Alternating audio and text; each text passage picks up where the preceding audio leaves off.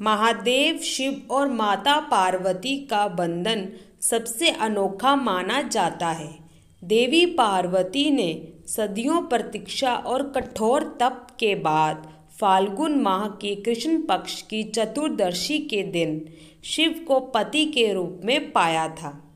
शिव और माता पार्वती के प्रेम के बारे में तो हर कोई जानते हैं, लेकिन क्यों आप जानते हैं कि एक बार भोलेनाथ को माता पार्वती के क्रोध का शिकार होना पड़ा था। सिर्फ यही नहीं, देवी पार्वती ने क्रोध की आग में भोलेनाथ को ही श्राप दे दिया। आइए हम आपको बताते हैं कि आखिर क्यों माता पार्वती ने शिव को श्राप दिया था। पौराणिक कथाओं के अनुसार एक बार देवी पार्वती ने महादेव के समक्ष चौसर खेलने की इच्छा प्रकट की थी और भोलेनाथ ने देवी के इस प्रस्ताव को स्वीकार कर लिया। चौसर का खेल शुरू हुआ और हर चाल में माता पार्वती ने शिव जी को हराया। खेल में भगवान शिव सब कुछ पार्वती जी से हारने के बाद पत्तों के वस्त्र पहनकर गंगा के तट पर चले गए। ये बातें जब कार्तिकेय जी को पता चली तो वह माता पार्वती से समस्त वस्तुएं वापस लेने पहुंच गए, लेकिन देवी ने खेल के नियम अनुसार वस्तुएं देने से इनकार कर दिया। फिर देवी पार्वती और कार्तिकेय जी के बीच खेल शुरू हुआ, जिसमें माता हार गई। इसके बाद गणपति जी ने भी चौसर के खेल में पिता शिव को हरा दिया। अपनी जीत की खुशी का समाचार गणपति ने माता को सुनाया तो उन्होंने पिता को पुनः कैलाश पर लाने की बात कही।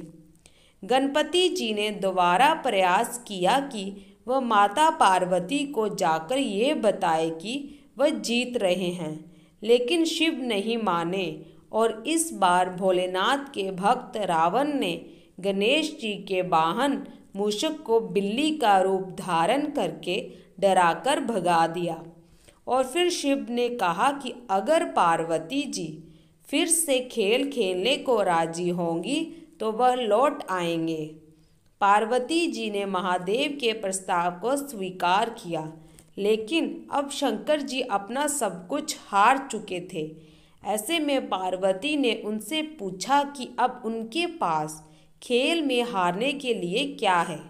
इस पर नारद जी ने अपनी वीणा शिव जी को सौंप दी और इस खेल में भगवान विष्णु ने शिव जी की इच्छा से पासा का रूप धारण कर लिया। अब खेल में भोलेनाथ हर बार जीतने लगे। गणपति जी महादेव और विष्णु जी की चाल समझ गए और उन्होंने सारी बात माता पार्वती को बताई। जब माता पार्वती को यह बात पता चली तो वह बहुत क्रोधित हुई और इस खेल में शिव का साथ देने पर रावण को भी श्राप दिया कि एक दिन भगवान विष्णु ही उसका अंत करेंगे।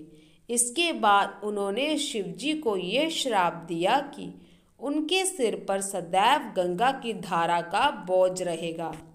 अगर आपको मेरी ये वीडियो अच्छी लगी हो तो मेरे चैनल को लाइक, सब्सक्राइब, शेयर, कमेंट जरूर कीजिएगा। धन्यवाद।